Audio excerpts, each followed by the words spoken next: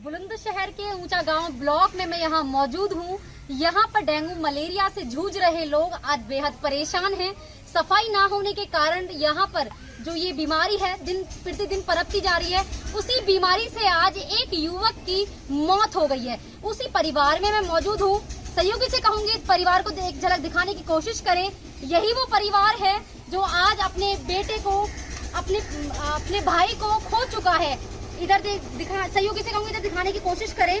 और ये पूरा गांव जो आज इस बीमारी से जूझ रहा है। इनका कहना है साफ तौर से कि जो सफाई जो सैनिटाइजर जैसी जो चीजें हैं वो अगर यहाँ लगातार मिलती इस गांव को तो शायद ऐसी जो बीमारी है ये अपने आप में घातक बीमारी है। डेंगू जैसी बीमारियां लगातार जो चल रही हैं गांव-गांव में। यहाँ लोगों का ये भी कहना है साफ तौर से कि 150 से 100 से 150 और 200 तक लगभग यहाँ पर इस बीमारी से लोग जूझ रहे हैं। उसी के चलते आज एक युवक अपने आप में जो 25-26 साल का जो युवक था वो आज मौत के मुंह में समा गया है। वही परिवार से बात करने की कोशिश करूंगी। बहुत परेशान है, फिर भी जरूरी है बात करना, दिखाना है इस ब्लॉक को और इस ब्लॉक को बुलंदशहर को दिखाना है जिससे कि सीएमओ इस खबर को देखें और जल्द से जल्द यहाँ पर जो ये बीमारी है इससे जो लोग पीड़ित हो रहे हैं वो उससे कम हो। तो सहयोगी से थोड़ा सा आगे आए। ये पिता है इनके, थोड़ा सा आगे आए। क्या नाम है दादाजी आपका? अच्छा ये बताइए वो कब से बीमार थे? 4 दिन हो गए। इतनी जल्दी से ऐसी बीमारी एक साथ ही पनपी? हाँ, क्या होगा? अब 2 बच्चे हैं, बताओ हाथ तो रोने हो जिंदगी भर को।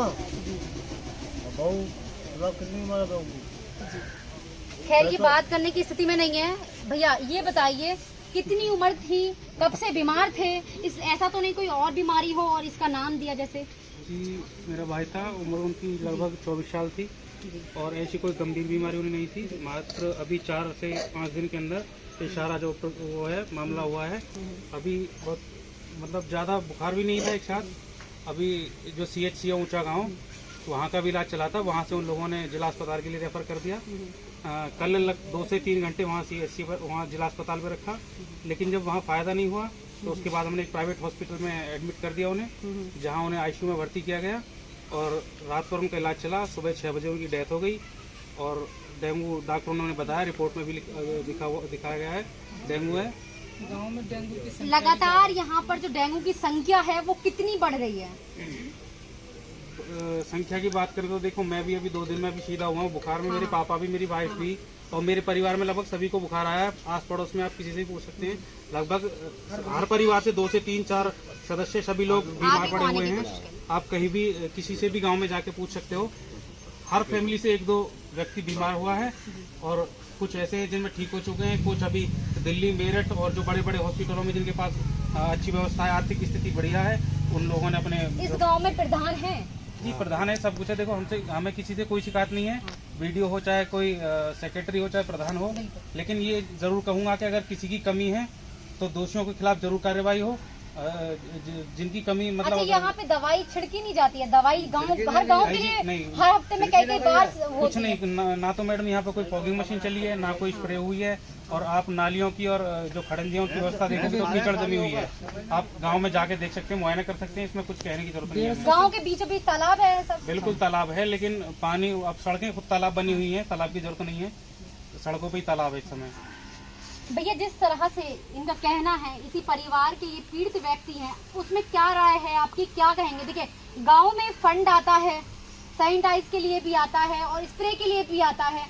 साफ तौर से यहाँ देखी जा रही है। अगर ये नहीं तो मैं कहूंगी कि प्रधान की बहुत बड़ी कमी है, लापरवाही है। ऐसे प्रधान को इस गांव में रहने का अधिकार नहीं है, उस सीट से उनको हटा देना चाहिए, क्योंकि ये अपने आप में जो बीमारी पनपती जा रही है वो देखना चाहिए प्रधान को। लगातार यहाँ पर स्प्रे होना चाहिए, क्या कहेंगे उसमें आप? स्प्रे होना चाहिए, लेकिन ये ऐसी कोई कार्रवाई यहाँ पर प्रशासन द्वारा नहीं की गई है। गांव में 150 से लगभग पीड़ित हैं जो गंभीर मतलब डेंगू से चल रहे हैं इस टाइम। आप गांव की हालत देखिएगा, कागजी कार्रवाई में सैनिटाइजर हो चुका है, पिछले फोटो अपडेट कराकर डाल दिए गए हैं वो। बाकी कोई सैनिटाइजर नहीं किया गया है। जब आज ये दुर्घटना इस बच्चे के साथ घटी है जिसकी डेथ हुई है तो इन्होंने तुरंत सैनिटाइजर कराया है सुबह सुबह। मतलब आज आँख खुली है उनकी। सिर्फ सुबह जब बच्चे की जब डेड बॉडी जा रही थी तो स्प्रे हो रही थी, उससे मतलब पहले बॉडी को देखने के बाद स्प्रे स्टार्ट हुआ इनका। सिर्फ डर की वजह से कि हमारे साथ कोई कार्रवाई ना हो जाए। नहीं, कार्रवाई तो होगी, कार्रवाई तो होगी। कह रही बात क्या क्या बिल्कुल सही, मेहरबानी जो मेरे घर लुटो है। गाँव में 150 से ज्यादा तीन लोग बार पीड़ित मछली हैं। लगा अपने आप लगा अपने आप गिरवाई है। कहा को हर डाल घर है में तो 4 लोग मरीज हैं। आप ये उस भाई के पिता हैं जो अपने बेटे के लिए लड़ रहे थे, लगातार उसे कह रहे थे। तू का बुझाया करवा दो ना। कोई नहीं देख सकते हैं ये वही परिवार है, ये वही पीड़ित परिवार है जो आज अपने बेटे को भी खो चुका और भी इस परिवार में पीड़ित है लगातार इस गांव में। हम खुद अपने आप में खौफ आ रहा था कि नहीं जाना चाहिए हमको, परंतु फिर भी पत्रकार है, हमारा कर्तव्य है यहाँ दिखाना था और इस लेवल तक लेके जाना है इस खबर को कि जिससे कि ऐसे लोगों पर कार्रवाई हो और लगातार ऐसी हम खबरें दिखाते रहेंगे, चाहे आगे उसका परिणाम कुछ भी क्यों ना हो। अगर हम बात करें भैया, देखिए मैं ये कहना चाहता हूँ, मैं भी इस गांव का नागरिक हूँ और हमारे गांव में शायद ही कोई घर ऐसा हुआ, व्यक्ति तो बच सकता है कि जो बुखार से पीड़ित हो, लेकिन कोई परिवार ऐसा नहीं होगा जिस घर में बीमार ना हो। और ये सब यहाँ पर जो जिला प्रशासन की तरफ से या यहाँ पर ब्लॉक की तरफ से कोई भी सुविधा नहीं, डॉक्टरों की कोई टीम नहीं आई, कोई देख रेख नहीं, समझिए। तो अगर ये समय से हो जाए, डेंगू की जांच हो जाए और उसका उपचार हो जाए, कोई मलेरिया की दवाई नहीं छिड़की, ना कोई मलेरिया की टैबलेट बटी, तो यही सब कारण है कि जो हमें यहाँ पर बीमारियाँ पनप रही हैं। तो मैं जिला प्रशासन से और शासन से ही मांग करता हूँ कि गांव में समय समय पर सफाई और सैनिटाइज होता रहे। कितने गांव में पीड़ित हैं फिलहाल? लगभग जितने परिवार हैं उतने हर परिवार में कोई ना कोई सदस्य बीमार है। कोई घर कोई नहीं ऐसा होगा बाकी जिसमें बीमार न हो। अगर एक परिवार में 4 सदस्य हैं तो 3 बीमार होंगे, 1 ही स्वस्थ होगा। जैसे मैं अपने घर में अकेला। कैसा डर लग रहा है अभी आपको? भय के माहौल में जी रहे हैं। डर ये लग रहा है कि अभी तक सीएमओ या अस्पताल की तरफ से यहाँ कोई सुविधा नहीं दी गई है। लोग घबराए हुए हैं। मजदूर वर्ग को सूचित है, सबको सूचित है, बिल्कुल पूर्ण रूप से सूचित करा दिया गया है, लेकिन कोई यहाँ सुविधा अभी तक नहीं आई है।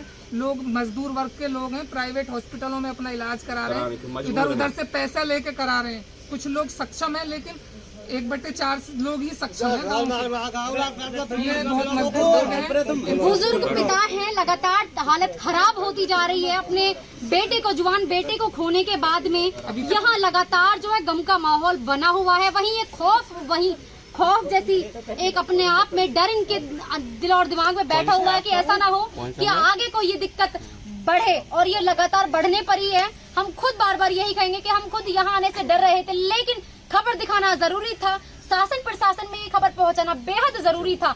लगातार यहाँ पर जो लोग इकट्ठा हैं, मैं सभी से रिक्वेस्ट भी करूंगी कि अपने आप में एहतियात बरतें। माता जी ये सहयोग से कहूँगी, थोड़ा सा इधर आएं। माता जी मैं आपसे बात करूंगी। इधर कीजिए। बताइए, जिस तरह से आज यहाँ एक पिता ने अपने लाल को खो दिया है, वो कैसा, ऐसा नहीं होना चाहिए था? ऐसा नहीं होना चाहिए, सही बात होनी चाहिए। गांव में शुद्धिया सब बात की होनी चाहिए, जो शुद्धिया करनी है सब का काम बढ़िया होना चाहिए। जो शहर में शुद्धिया तो क्यों नहीं है शुद्धिया, गाँव में क्यों नहीं है शुद्धिया? तो प्रधान लुट रहे हैं, हम लुट रहे हैं और सब लुट गए। हम भतीजे चले गए, भैया चले गए हमारे। इस बात कह रहे हैं शुद्धिया होनी चाहिए, हमारे परिवार को, बस्ती को, सबको शुद्धिया होनी चाहिए। हम यह बात कह रहे हैं, हम हाथ जोड़ कर कह रहे हैं। प्रधान जी यहाँ पर आए आपके? प्रधान जी वो ना मिले, प्रधान जी नहीं मिले, भाई साहब उनको मिले। प्रधान जी मुझे ना मिले। आना चाहिए था जब प्रधान को, तो यहाँ पर आए बिल्कुल भी ना झाके। जब दवा इन्हें लहास जा रही है, इन्हें दवा छिड़कवाने को लगा हुआ है, और मैंने तो गाड़ी खूब दी है प्रधान को। हाँ, मैंने कहा ये जब यहाँ को लहास ये खा कर नहीं है, दूसरे खा लिए को, जब यह दवा छिड़कने को आए। मैंने तो खूब गाड़ी दी है भाई, पेट भर कर गाड़ी दी है। देखिए देने वाली बात भी है, क्योंकि यहाँ एक बीमारी नहीं है, बल्कि वो बीमारी इतनी हद तक जा रही है कि अपने परिवार में से सदस्य कम हो रहे हैं। कम हो रही है, बहुत कम हो रही है। जब लाल जा रहे हैं और बहू फड़क रही हैं, तो बताओ क्या होएगा? जब तुम दवा नहीं छिड़को, और हम लोग कह रहे हैं बार बार में दवा छिड़को भाई, दवा छिड़क दो, जाके सुविधा करो। न नागिन की सुविधा हो रही और न बाकी की सुविधा हो रही। काय की सुविधा ना है, हाँ कितने बच्चे हैं जो भाई की अभी मृत्यु हुई है? एक बेटा ये है, 2 बच्चे हैं। 2 बच्चे हैं अरियानी उम्र के। बेटा ये बड़ा बेटा ये है, ये बेटा है, ये बेटा है। हाँ वो जो जो भैया आज इस दुनिया में नहीं रहे हैं, उन्हीं का बेटा है ये। आज इसके सर से इसके पिता का साया उठ गया है। प्रशासन शासन को ये देखना चाहिए, अस्पतालों को ये देखना चाहिए, प्रधान को ये देखना चाहिए। प्रधान को वोट इसलिए दिया जाता है कि वो अपने गांव की सुरक्षा करे। अगर गांव में किसी तरह का माहौल बन रहा है, अगर गलत माहौल बन रहा है, उसको पूर्ण शांति में लेकर आया जाए। परंतु यहाँ के जो प्रधान है, उनकी पूरी तरह से गलत चीजें देखी जा रही हैं। लगातार यहाँ पर जो सैनिटाइजर है और फॉर्म वो होना चाहिए। इसलिए छोटा बच्चा ये है, कितना छोटा बच्चा है, इसको आज ये भी नहीं पता कि इसके पिता इस दुनिया में नहीं रहे, किसकी वजह से। आप सोच सकते हैं कि ये वजह किसकी है। सहयोगी से कहूंगी, देखिए यहाँ पर लगातार सभी की आंखें नम हैं, सभी की आंखें नम हैं।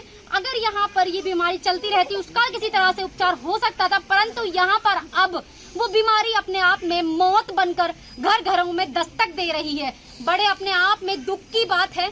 मैं तो यही कहूंगी, शासन प्रशासन से रिक्वेस्ट करूंगी चैनल के माध्यम से कि जल्द से जल्द यहाँ कार्रवाई हो और जल्द से जल्द यहाँ पर मेडिकल टीम यहाँ पर आए और उनसे जल्द से जल्द उपचार हो, जिससे कि ये जो घातक बीमारी है अपने आप में रुक सके। तब तक ले इतना ही। HN के लिए मैं काजल लोधी, बुलंदशहर।